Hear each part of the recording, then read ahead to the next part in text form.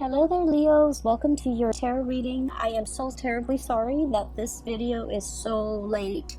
I hope it is still helpful for you. I hope you are still finding it, that it resonates. And whatever you're dealing with for this month, I hope that this provides a little bit of guidance for you. So I actually had two messages that came out for you. So I'm going to talk about them in succession, okay? So first of all, when I was shuffling out the spread, it took me a really long time to form like an image, and then once that image came out, the cards started coming out. So what I saw was very distinctly, there's a man, he's driving down like a very mountain, hilly road, okay? It's a 2-lane street, and there are a lot of hills, so he's going up the hill, and he's in this really small, white, compact car. It's a very small car. It looks almost like the 80s in rural America somewhere. It looks like the 80s. So he's like, I can only see the back of the car. And then he goes up the hill, and then as he descends the hill, you see this power plant, okay? And power plants has that insignia that denotes radiation. So there's a power plant. It's white. It's looming in the distance. So it seems like that's his final destination. And then you see him getting closer and closer. The power plant looms larger and larger. It's emitting smoke. And then his car kind of stops at the gate. There's like security. He gets through, gets to the base of the power plant, and he steps out of the car with a full suit and also his briefcase, okay? So I was thinking that he works there. He works in this very intimidating, looming, like, it seems like for many of you, you might work in an environment, in an organization that is like heavily scrutinized, okay? That's what it feels like to me, because the power plant is huge. It's emitting smoke, so who knows what it's allowing to leak into the environment, right? And then on top of that, it has this huge radiation sign, okay? It's huge. The emblem is like on the side of those smokestacks almost. So I feel that for many of you, for whatever reason, there's a lot of commotion around the work that you're doing.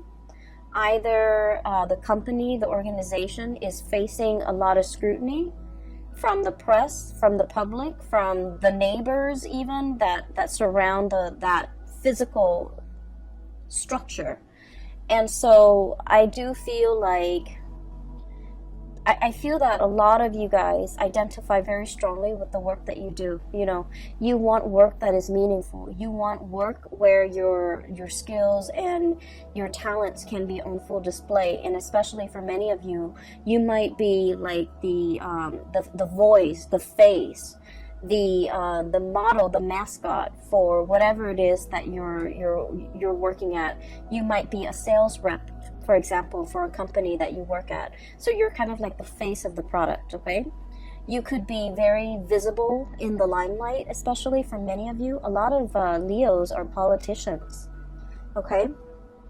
And so I do feel there's a lot of like, you're kind of like in an environment that might be facing a lot of scrutiny, and you're doing the damage control. You might be the PR person that everyone reaches out, and you might have to deflect questions,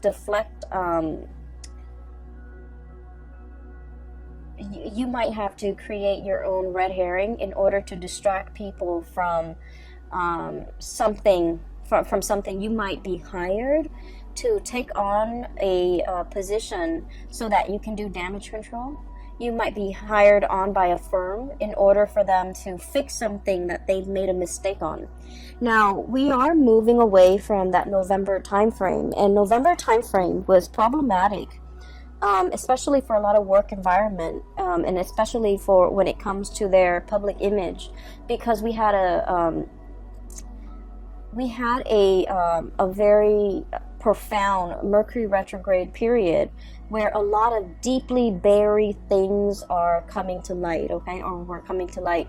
It was in the sign of Scorpio, And so I felt like a lot of things that people kind of sweep under the rug, a lot of deep, dark held secrets, especially as it pertains to companies, organizations, and work environment and things like that.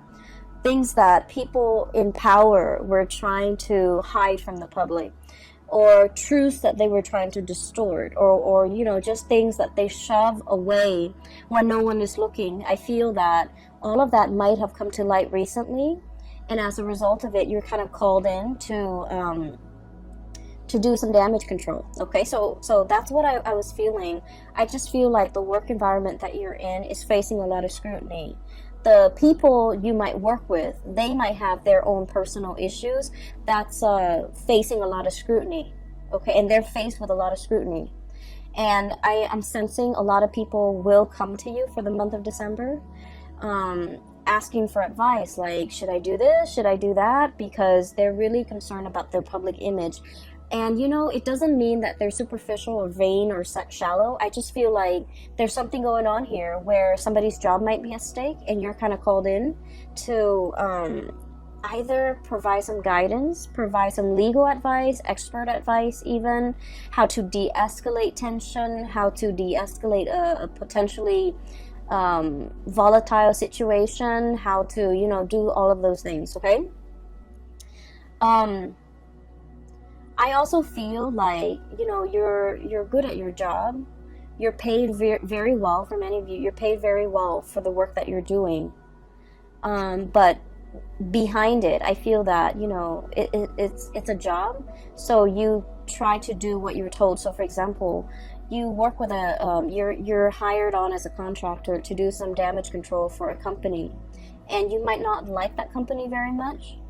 And so, you know, even if you don't agree with it, agree with the things they're trying to hide, the things that they're trying to sweep under the rug, you're hired to do this job.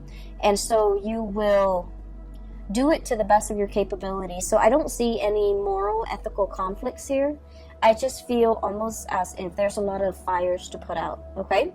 So going back to that image, there's a second part. So, you know, he steps out, and he's in a suit, really nice suit, in this mini car, but he's in a suit, and he holds a briefcase. And so, you know, my initial thought was, oh, he works here, he's an employee. But then I see him like with in that briefcase. It's not like papers or laptop or things like that. I guess in the 80s they didn't have laptops. It's not like papers. It's a science kit. Okay, so he has like those what are those, the droppers, where you take a little bit of a water sample and you put it into a slide, things like that. He has a dropper, he has machines to test the radiation level, and so he opens it up, puts it on top of the front of the car, the hood of the car, and then he starts to go around the area,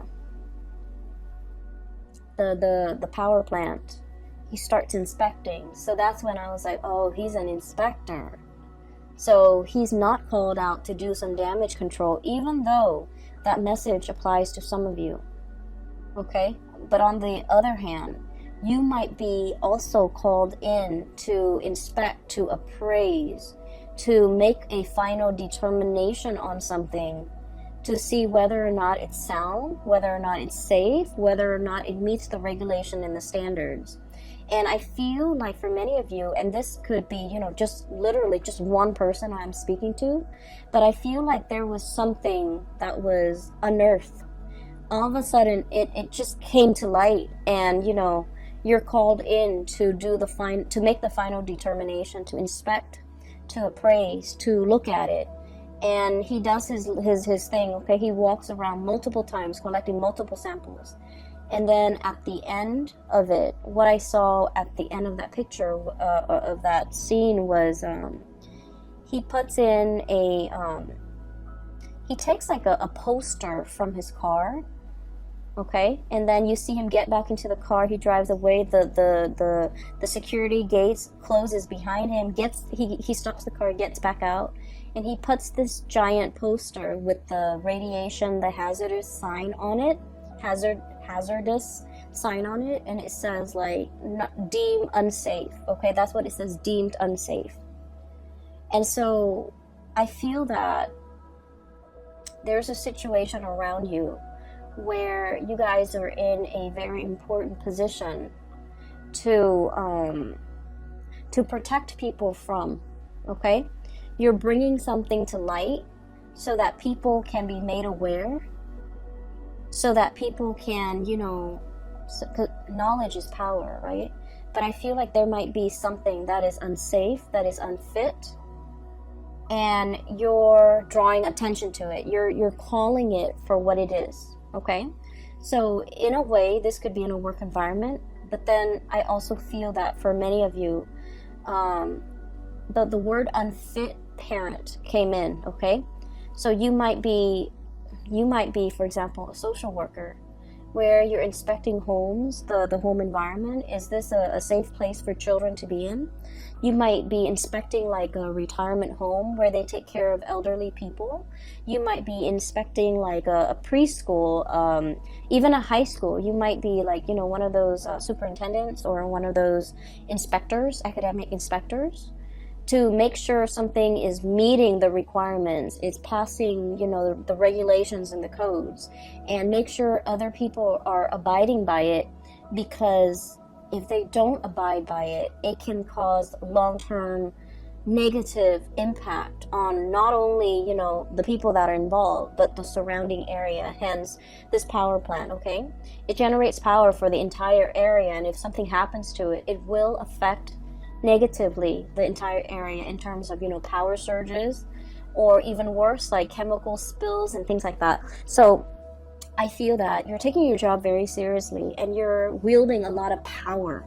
You're wielding a tremendous amount of power where what you say, what your findings are, what your final determination is, it will affect a lot of people.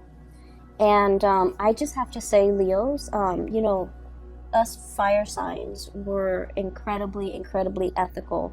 We try to always walk down that straight and narrow path, okay? We're humans. We do stray from it, okay?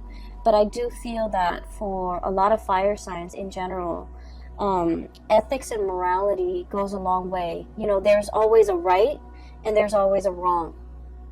And we don't really mix the two, okay? Water signs always know there's a right and a wrong, but they make justifications based on their emotional attachment to a specific outcome. Air signs can rationalize. They rationalize, well, it's wrong in this context, but it could also be right in that context. I feel like for a lot of fire signs, there's a right and there's a wrong, and no matter what the circumstance, you know, the circumstance doesn't justify whether or not something is right or wrong. Those things are not malleable. And so I feel that you are wielding a tremendous amount of power here, and you're doing the right thing, because you understand that by, I guess, succumbing to, you know, pressure, or by not listening to your own sense of morality, it affects a lot of people around you, a lot of people that might not even be family members, that you might not even know them, you know, personally, but it affects their families, it affects their livelihoods, it affects their health. And so you're doing everything that you can to make your final determination on something, possibly to close something down, to shut something down that's not healthy, or to, you know, or to like find justice in a situation, okay? I see a lot of people here where you might be looking at, you know, the way somebody is raising a child, the way somebody is taking care of another person, and you're disagreeing with the way in which they do things. And for some of you, you know, it is the holiday season. We're going to be dealing with a lot of family members. So I do feel some of these issues are coming up in the family unit. You know, it's like, you should have done this as a mother, you should have done that as a father, you shouldn't treat your parents like this. You know, all of those discussions, I feel it's coming into the picture, and I keep seeing like unfit. Somebody's unfit to do something. Somebody is unfit to take care of themselves, or they're not all mentally there, and they have somebody else who's managing their estate, or who's like a power of attorney, and that person is unfit because they're taking advantage of the person who's not able to take care of themselves. So I feel like all of these ethical, moral debates are coming into the picture, and I do see you discussing all of these things with family members in a very passionate manner. I don't see it being like an argument where we're arguing and screaming and slicing each other left and right. I don't see that. I just feel heavy discussions over somebody's qualifications, over somebody's capabilities, over whether or not something is fit, or whether or not the situation needs to be shut down and closed off. Okay, so that's what I'm seeing. And we're 16 minutes into the reading. I just wanted to get that out of the way, okay, because I felt like it's much calmer now. I feel a lot calmer. The power plants, the looming sign, that radiation sign is so strong. Like it was so big, it was so visible, and I feel that that message needed to be conveyed, because I feel like there's a potentially toxic, hazardous situation, and it needs to be called out. It needs to be labeled for what it is, so that people know to avoid it, and it needs to be shut down. Okay, so that's just the bottom line. On the other hand, on a lighter note, okay, I do see two people here. So let me talk about these two people. I feel like that was the work situation. So let me talk about these two people here. I have one person who is they're very much still interested in you, but I feel that you're turning your back on them, and you're turning away from them, and you're finding love and inspiration and passion and reciprocity elsewhere. Okay, I feel that you are upset and frustrated with this person, and this person is showing up here as the Knight of Cups. Okay, it seems almost like he's got a blob. It's like a paper bag over his head. Okay, that's what it feels like, doesn't it? So I feel that you are frustrated with this person. I feel that they do a lot of things that frustrate you. I also feel like they're overly affectionate and possibly a little bit needy. And I also feel that they're looking for you, wondering what you're up to, thinking about you, possibly even, trying to reach out to you. And I feel that you respond when you want to, but this person is no longer kind of like your top priority. I feel like once upon a time, the love between the two of you might have been very hot and heavy, okay? Because I do see an energy of like opposites attract. There might be a huge age difference. There might be like a cultural difference. There might also be like, it might be like an interracial coupling type of a thing. But I feel like there's a certain degree of, you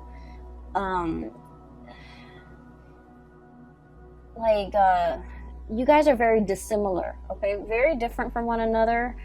And there's a certain degree of mismatch, and because of it, it's very passionate, it's very fun, it's exciting, but it ceases to be those things, because I do feel that you might be turning elsewhere for love and for validation and for a relationship. And so this person is wondering what you're up to. This person is like not really sure how you feel about them, and they wish they could know how you feel about them, because they're wondering and always thinking. And if you are a cross watcher and this sounds like you, I just feel like with fire signs, what you see is what you get. Okay, fire signs are very straightforward. If they're communicating with you, they like you. If they're not communicating with you, they pretty much have exited the picture. And so I feel that for many of you, you have left this person kind of like hanging, or you've just left them out in the cold. and they might, you know, be bombarding you with messages, but I do feel that your heart is already elsewhere. And then I also feel that for some of you, you might, in like at the end of the day, decide that this whatever you had with this past person, I feel like it was lacking in emotional depth. It was lacking in, like, you know, it's like you talk about one thing and then they don't have an interest in it, so they steer the subject somewhere else. Or they talk about a certain topic and you have no interest in it, and so you just kind of like change the topic. So I feel like there's very little compatibility, and it created a situation where there was no chemistry. There was no emotional depth to the conversation, to the interaction. And when you it can feel to me like it's very time consuming or quite draining to be around this person. Not because they're a bad person, it just feels to me like it requires a lot of effort just to keep the conversation going, because you guys don't have a lot in common. I do feel that they really like you, and I do feel this person is incredibly intelligent, incredibly smart, but they're very smart. Queen of Swords, super smart, okay? Their mind is very sharp. They're very discerning and perceptive, and you know, they're probably like the really book smart type of person, but emotionally they're not very intelligent. And emotional intelligence basically means that we know how to read body language. We know that when somebody is like doesn't want to talk to us, and so we end the conversation. You know how sometimes you have like coworkers who you're super busy, you're at your desk working, right? And they see that you're working, but they keep talking and talking and talking. And you don't want to be rude and tell them, hey, you know, I'm working, get out of here. That's what I mean by emotional intelligence. Being able to read nonverbal communication, being able to pick up on, you know, people's state of being, being aware of your surrounding, looking at people and being able to read facial expressions to know if they're sad, to know if they want to be approached, to know when they want to be left alone. Emotional intelligence. So I feel like somebody here is very incredibly intelligent, but they might lack the emotional intelligence, okay? And so I feel almost like, you know, you could have a bad day and you want to talk to them about your bad day, and they, you know, you look distressed, right? And they should know that. And then rather than letting you vent, letting you talk, they steer the topic away from something that is not even remotely important. And so I feel that it frustrates you, and it hurts you too, to feel that you're not validated, okay? To feel that they're not acknowledging that you've had a bad day. They're not acknowledging your distress. They're not picking up on these cues. And you're wondering, you know, if they care about me, they should be more attentive. They should be more considerate. But I just feel that they're lacking in the ability. It's not the ability to sympathize or empathize. If they're aware, then they would know. They're just lacking in the ability to pick up cues. Hence, this person, it's almost like they've got that plastic bag or the paper bag over their head. They're walking around, you know, not a bad person at all, but they're lacking in being able to know their environment, being able to sense their environment, being able to navigate their environment successfully in an emotional way, okay? So this is somebody that is that doesn't form emotional attachments, and so they're kind of you know, their friendship circle might be very, very small. It might also be quite superficial. They don't have depth to their relationships with other people, and I feel that you're understanding that. I do see you turning away. We have here the Knight of Cups and the Ace of Wands. This pangolin, I guess, with the swan, is turning away, walking away, moving away from a situation. Mainly because I do feel that you need more validation. You need that sense of reciprocity. You need somebody who is a lot more considerate, okay? Like in your eyes, you feel this person is very inconsiderate, but I do sense that you want somebody who's a lot more emotionally available. And so enters this person, and this is the second person here. We have here the Queen of Cups. And I'm not reading the suit as a person anymore, because we have a lot of cross watchers. We have a lot of people with different planetary aspects.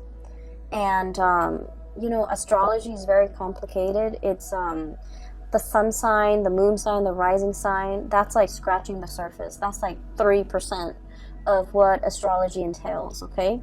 And so by saying, you know, this is a water sign, sun, moon, or rising, I feel that it just glosses over the entire study of astrology. And so I'm going to read it as just, you know, the energy of a person. This is somebody who's a lot more emotionally available, okay? Just emotionally available. You have a strong emotional connection with them. And because you have such a strong emotional connection with them, you start to feel passion and chemistry with them. You start to feel, and I do feel like this person is quite attractive, very beautiful, very attractive. I'm seeing somebody who's like very well dressed, okay? Like they dress really, really well. They look presentable, they look very nice, they smell good, they're always clean.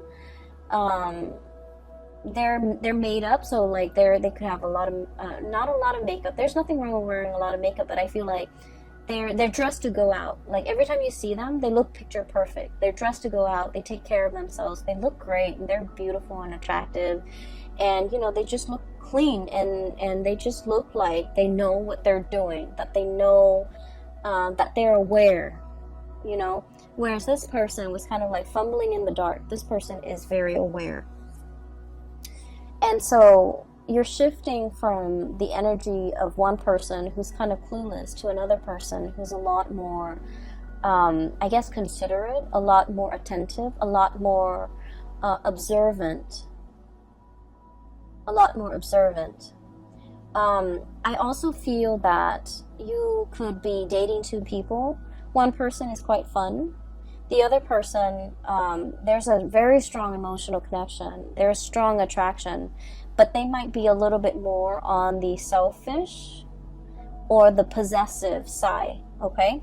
So one person might be a little bit more possessive. Like, I didn't mean to say selfish. I meant to say jealous, but selfish came out, so maybe.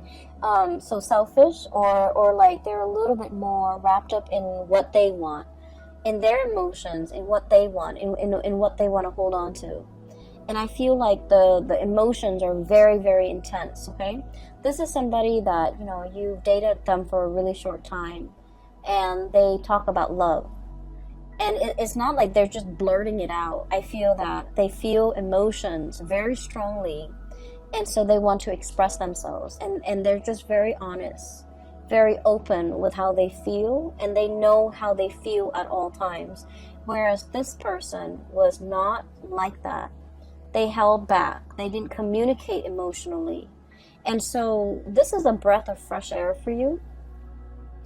I would urge you, the passion is really strong here, Ace of Wands. I would urge you to slow down.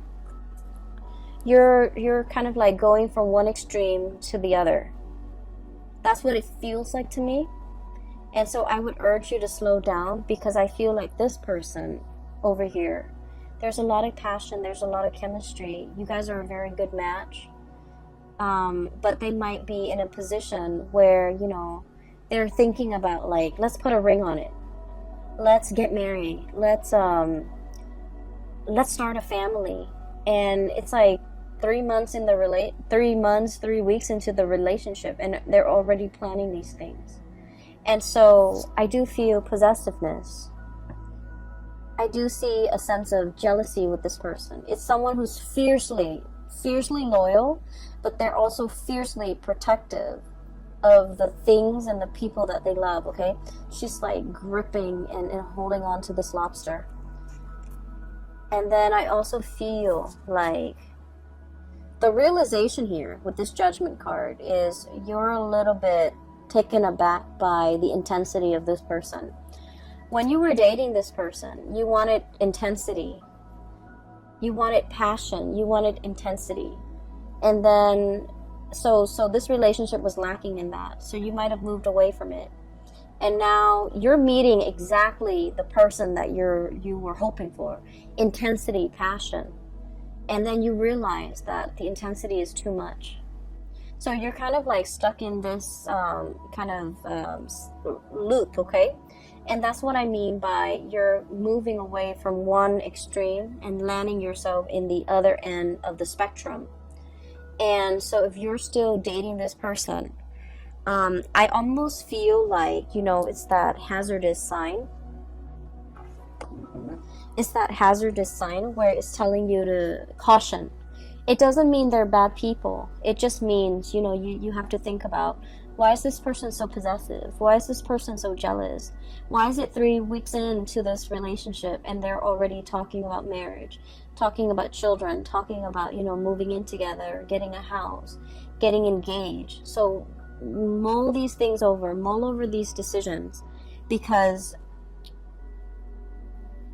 with the Ace of Wands, it denotes to me impulsiveness as well. And so we want to make sure we are on the same page before we can make these, major decisions, okay? Especially if we have children in the picture as well. So I feel like something is starting off really, really fast. It's great. It's passionate. And I feel that this person really likes you. And they might feel that you are the one. And then I also feel you have that ex coming back into the picture. And I feel like they're totally opposite people. On at first glance, or from what you remember, or from what you know about these two people, they're totally different people. But in its essence, I feel one person is a lot more expressive. The other one was very non-expressive. But at the heart of the matter, their energies are very similar, okay? They might have issues when it comes to emotional expression. One is too much, one is too little. Try to find that balance, okay? You might be that middle ground for them, for both of them. You might be that anchor point, and that's where they gravitate towards you. So just be careful that you have to moderate a relationship. Just be careful that you have to be the one where the other person leans on, because that can create, codependency. So, you want to be careful of that, okay? The second image that I saw for you was, I see this dark corridor. It looks almost like a hospital or like a school. It has a lot of different rooms, and it seems very clean and kind of sterile. And it's dark. It's, I can see a little bit, like I would say 30-40% visibility. It's dark out, the hallway is very dark, and I see this man kind of walking down this corridor, and he can't really see, he can't really see, right? It's dark. So he's holding out his hands. He's walking slowly, he's holding out his hands, trying to feel, from where the walls are, what's in front of him, so that he doesn't trip and fall. So he's walking, and it makes me feel really uncomfortable. I'm looking at him walk down this hall, but I feel the discomfort because, when we're in that kind of an environment where we don't know what's underneath us, where we don't know what's 10 feet in front of us, it can feel very unnerving, and it can also feel just really uncomfortable, vulnerable and exposed and uncomfortable. Okay, those are like the messages that came through, especially like vulnerable. And so I do sense heavily that you're in a environment where something is very new, and it makes you feel a little bit vulnerable and a little bit exposed and a little bit uncomfortable as well. Do I take off running? Do I just run to the end of the hall and hope that everything will be okay? And what use is it if I'm meant to get hurt? Do I just get an early start and just run and make it fast and swift? Or do I slowly put myself through this agonizing discomfort, fear feeling around for what's in front of me, feeling around for what's around me, and prolonging the discomfort, right? So I feel like those are the thoughts going through this man's head as he heads down this hallway. From what I can see, the hallway is clear. There are no chairs just thrown about. There's nothing that can really hurt him. It's a sterile environment. And so I just feel like a lot of what you're experiencing is the novelty, the newness of a situation where you're going to have to kind of, it's like you don't have the map, you don't have the blueprint, you don't have the previous knowledge about the situation. And so you're kind of like thrown in and, you know, forced to figure things out. For some of you, you might be dating somebody who might have children, and you're doing this for the very first time. And you're just like, I don't know how this is going to play out, but, you know, I'll do it little by little. You might be like in a relationship, and you're meeting somebody's parents for the first time. And you're just like, I don't know, it's going to be, you know, a little bit strange, uncomfortable, awkward even. But let me just jump in and then feel things out. And then for others, you might be taking somebody... excuse me, you might be dating somebody who is ethnically, culturally very different from you, religiously very different from you, and you know, you've always had like preconceived notions in the back of your mind. It's going to be like this, or they're like this, you know, so and so is like this race, this religion is like this culture is like this. And so you're kind of like nervous about like how to bridge that cultural divide, how to bridge that divide in general with a significant other or somebody that you're dating. And I do feel what's coming through is relationships that are very new, like a budding romance where there's still a lot of chemistry, a lot of getting to know each other, a lot of like, you know, showing your best selves to each other because the relationship is still very new. And new love is always, you know, really sweet, but it comes with it that sense of butterflies in your stomach because you don't know everything about the other person, and you're still trying to figure things out, and you're still learning about each other, and it makes it really exciting. So I feel like this spread is all about that you know, that it's like a fizzy, almost like champagne, sparkling water. It's like that, the fizziness, the fuzziness, the butterflies in your stomach that comes with the territory, that comes with a new job. It comes with a new relationship. It comes with like a situation where you're thrown into an environment that is very brand new to you. You don't have a map. You don't have guidelines. You don't have like a manual for how to do things. All you can do is dig through, you know, your lab kit and, you know, take a little bit of sample here, take a little bit of sample there, take samples, test the parameters, and then reach your conclusion. So I feel like you're in a very good environment to, I don't feel like it's experimentation, but I feel like it's like testing the waters, okay? Testing the waters, navigating this environment so that you can make the final determination, like, you know, is this worth my time? Is this going to work out for me? Is this what I thought it would be? And I feel that you are very pleasantly surprised that what you thought was one way was another. What you thought this person was going to be turns out to be another.